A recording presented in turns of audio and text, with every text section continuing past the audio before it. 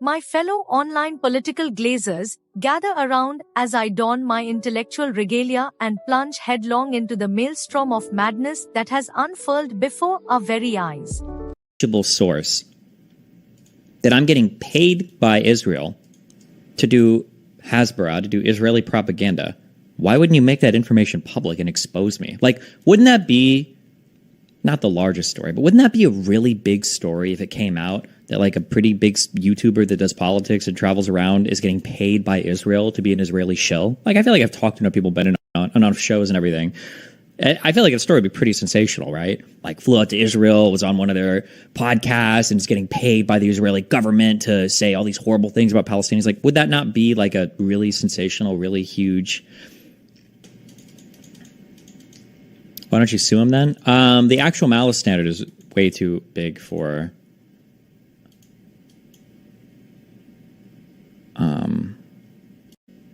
He says unimpeachable source. Hey, you know what? If you're a lawyer in New York and you do civil litigation and you want to shoot him a cease and desist or a letterhead, you want to send me like an engagement letter or whatever, and we could meme out. If somebody wanted to, it'd be fun to go to civil court with him. I feel like he would too because he's so arrogant. Just to do the discovery so I could read what his unimpeachable source is about me. I guess if anybody wants to, shoot me. You can shoot me an email if you want. I'm pretty sure he lives in New York, so I either need no, I just want a New York lawyer, I think. Because could I file it in Florida? No, I think you generally file where it takes place, right?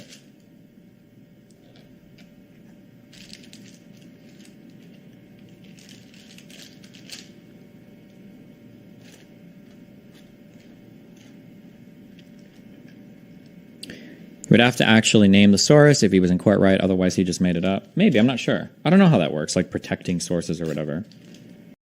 But I wonder if I have a stronger case if he's saying like I have an unimpeachable source, right? And then you find out that it just came from a friend. Would that count as actual malice? I have no idea. I've never read through an entire defamation case before. Or I guess we did the Dominion one, but that was a slam dunk, open and shut case. My God.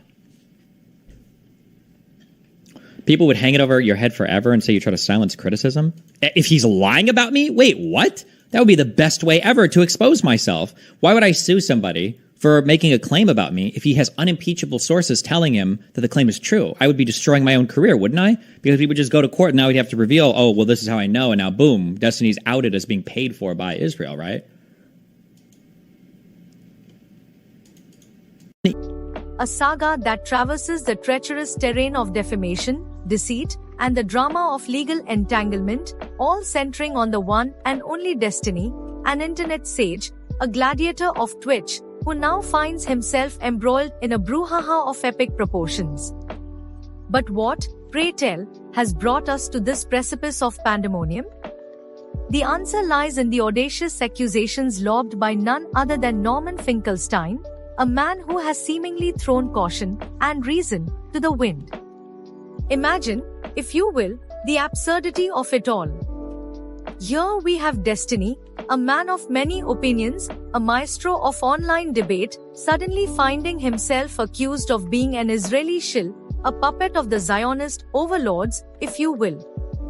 Finkelstein, in his hubris, dares to suggest that Destiny, a YouTube titan, is being paid to peddle Israeli propaganda, to spout pro-Israel rhetoric as part of some grand Hasbara conspiracy. The sheer audacity. The gall. To throw such incendiary allegations into the public square with nary a shred of tangible evidence, one must wonder if Finkelstein has been imbibing too deeply from the chalice of conspiracy. But alas, Destiny is not one to take such slander lying down. Oh no, my friends, he is a man of action, a man of principle, and when faced with the prospect of having his good name dragged through the muck, he contemplates the nuclear option, the threat of legal retribution. Yes, Destiny muses aloud, in the public arena, the possibility of unleashing the full might of the American legal system upon Finkelstein's head. A lawsuit. A defamation suit that would send shockwaves through the internet, a legal showdown that would be talked about for generations to come. But this is not just about money or damages, no, this is about principle, about defending one's honor in the face of baseless accusations.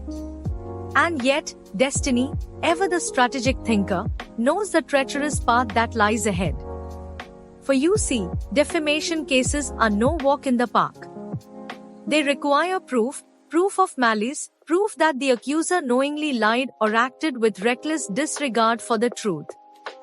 The burden of proof is a Sisyphean task, a Herculean endeavor that many a man has attempted and failed. But destiny is undeterred. He is a man on a mission, a man who will not rest until his name is cleared and the truth is laid bare for all to see. But let us not overlook the sheer spectacle of it all. Can you imagine the media circus that would ensue? The courtrooms packed with reporters, the pundits pontificating on the airwaves, the internet ablaze with speculation and intrigue. This would be the trial of the century, a clash of titans that would make O.J. Simpson's trial look like a mere sideshow. And at the center of it all, destiny, standing tall, defiant, ready to take on the world. Yet destiny, ever the pragmatist, knows that this is not just about winning in the courtroom. No, this is about winning in the court of public opinion. For you see, even if he were to emerge victorious, the damage may already be done. The seeds of doubt have been planted, and they will grow, festering in the minds of his detractors. They will say, why did he sue? What does he have to hide?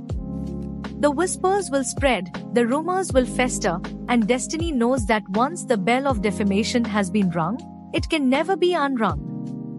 But this is destiny we are talking about, a man who thrives in the chaos, who revels in the controversy. He is not one to shy away from a fight, and if Finkelstein wants a battle, then by God, he will get one. But this will not be a battle fought with fists or swords, no, this will be a battle fought with words, with legal briefs and motions, with depositions and subpoenas. It will be a battle of wits, of intellect, of strategy. And what of Finkelstein? What of the man who dared to throw these baseless accusations into the ether? Will he stand by his claims, or will he fold under the pressure, retreating into the shadows from whence he came? Only time will tell, but one thing is certain, he has awoken a sleeping giant, and destiny will not rest until justice is served. But let us not forget the irony of it all.